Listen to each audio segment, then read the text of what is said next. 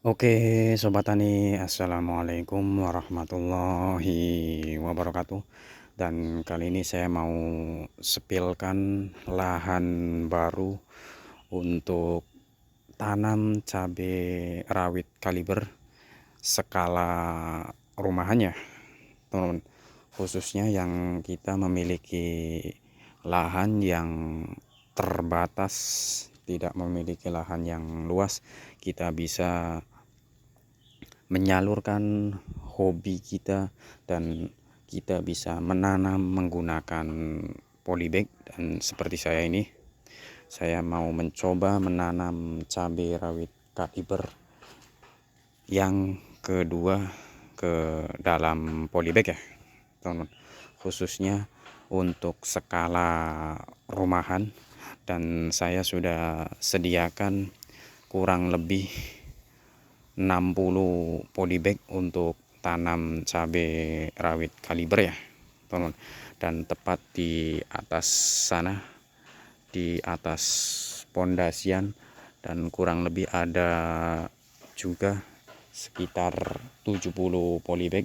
Jadi di bawah pondasi kita sediakan kurang lebih 60, dan di atas pondasi rumah kurang lebih ada sekitar 70 polybag ya, teman. Alhamdulillah, dan kali ini saya sudah bisa menambah jumlah populasi tanam cabai rawit di polybag ya, teman. Karena dulunya itu awalnya hanya beberapa saja dari angka belasan, dan untuk sekarang alhamdulillah bisa mencapai puluhan, bahkan mendekati sudah yang namanya ratusan ya, teman. Artinya saya juga sudah menambah jumlah populasi tanam cabai rawit di polybag ya, teman. Oke, mari kita spilkan untuk media tanam yang saya gunakan. Oke, dan untuk polybagnya sendiri masih menggunakan ukuran yang sama, yaitu 40 kali 40, agar bertujuan untuk media tanam dan berkembangnya akar itu tetap tercukupi, dan kondisi media tanam itu banyak ya, teman. Saya menggunakan ukuran 40 kali 40 agar bertujuan akar lebih menampung nutrisi secara optimal ya, teman.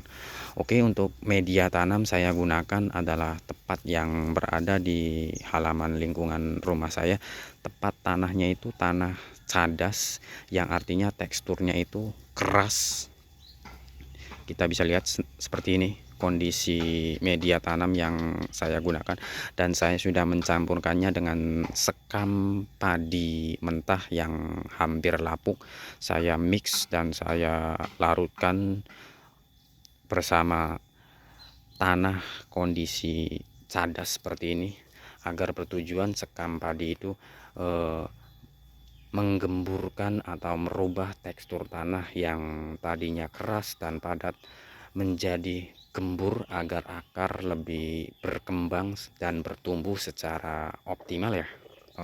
Dan kita juga sudah menaburkannya bahan organik dari cangkang telur seperti ini, kondisinya putih, sebagai pengganti kapur dolomit ya, bertujuan untuk menetralkan media tanam yang kaya akan nutrisi, bertujuan untuk pengganti kapur dolomit agar menekan biaya pengeluaran dan modal tanam cabai rawit kaliber skala rumahan.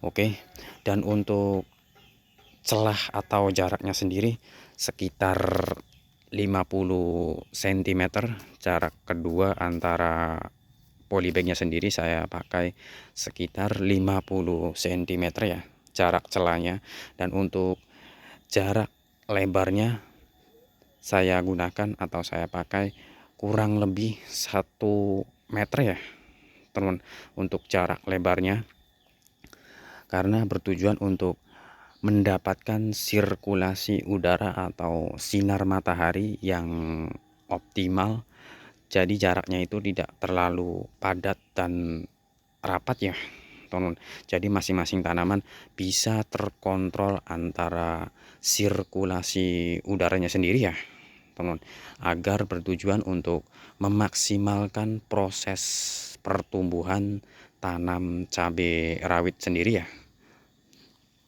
Oke. Dan karena proses semai masih usianya itu masih belum cukup dewasa, atau bibit cabai rawit kaliber masih dalam proses penyemaian, dan jadi kita belum sempat yang namanya melakukan pindah tanam ke dalam polybag ya, yang artinya polybag sendiri yang tepat berada di depan saya ini masih kosong, belum ada tanaman cabai rawit kaliber ya, karena usianya bibitnya itu masih sangat rentan, akarnya juga masih sedikit, jadi belum sempat saya pindah tanam ke dalam polybag, yang artinya tanaman cabai sendiri bibitnya sendiri masih kecil, rentansi gagalnya itu waktu pindah tanam itu sangat besar ya.